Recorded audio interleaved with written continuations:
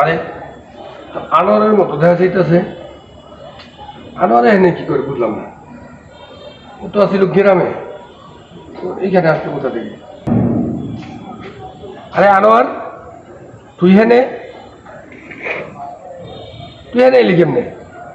বন্ধু আমি তো রাগ করে আয়সা পড়ছি বাসা থেকে, টাকা টুকু আনতে পারি নাই, হঠাৎ করে বাইরে গেছে না, এখন আমার ভাড়ার লেগে আটকে রাখছে, লস ভাড়ার লিগা।